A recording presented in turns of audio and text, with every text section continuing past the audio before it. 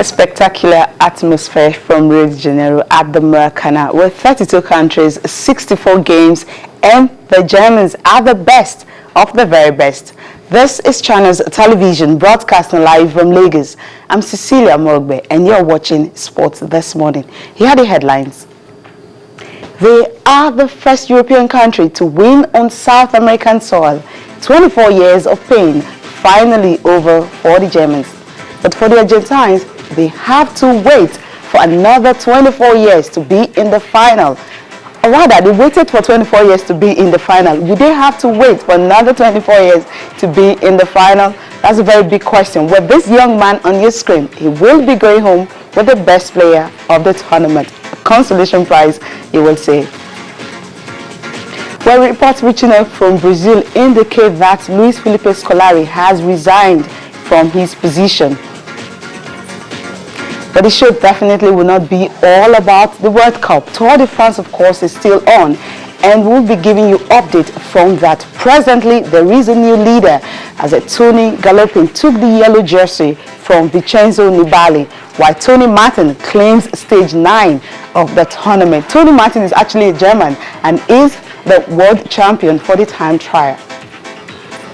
Well, all these and more after these traditional celebrations coming from the Germans in Germany and Frankfurt.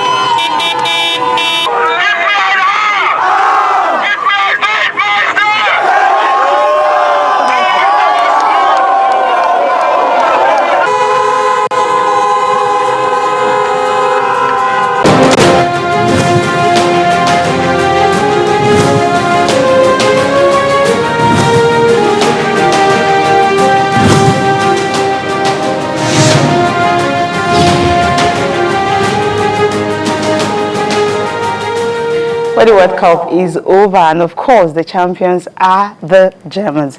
Well deserved, you will say. Good morning. Good morning, Cecilia. Nice to be here once again after a weekend of much sporting action. I told you last week Germany will be crowned champions. You were talking about the Brazilians hosting. I'm talking about the Netherlands. And the Netherlands side, the tactical Netherlands side. But great to see the Germans finally winning after so long, since 1990. The party probably wouldn't stop till the Bundesliga begins in August.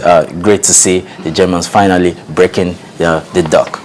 That's definitely, and that was really a good one for them. And if you consider the kind of names they've been used for the Germans in this tournament, they were actually tagged as the most powerful team, most focused team, and also the most committed team of the tournament. Yeah, very organized side. You know, they've played together for so long. Yes. They know each other so well. It shows in the way they play. You know, they make very little mistakes. You know, they play with so much commitment and focus. The dedication is really high from the defense to the attack, and it's great to see they've been rewarded with arguably the biggest prize, you know, the biggest prize in world football, from the different. Manuel Neuer, outstanding. I think he should have had a shot at being the best player of the tournament. Actually, we'll come to that because we need to analyze each of the players, their contribution to the World Cup and all that. Well, that's the result on your screen. You have it ended in extra time. For the first time, we have the Argentines actually conceding a goal in extra time. Two of the games they played that went to extra time, they did not concede, and of course the other one against the Netherlands, it ended in penalty shootout because they won that on 4-2. Well, for the Argentines, well, the way to definitely continue. Remember the last time they won the World Cup was in 1986, and at that time they had Diego Maradona. This time around they had Lionel Messi. But Lionel Messi, the best player in the world currently. I know Cristiano Ronaldo definitely is the world best player right now, but he has won the World Player of the Year 4 times, so definitely he's still the best player in the world. He could not just inspire his team. That moment of magic everyone was actually waiting for. The one he did against Iran, he couldn't do that last night. What a shame. He had a golden chance in the second half where he could have put the Argentines in the lead. But not just Lionel Messi. None of the strikers really came to the party in the World Cup. You know, they have an array of their attacking options are ridiculous. They've got Gonzalo Higuain, they've got Sergio Aguero, Ezequiel Lavezzi, they've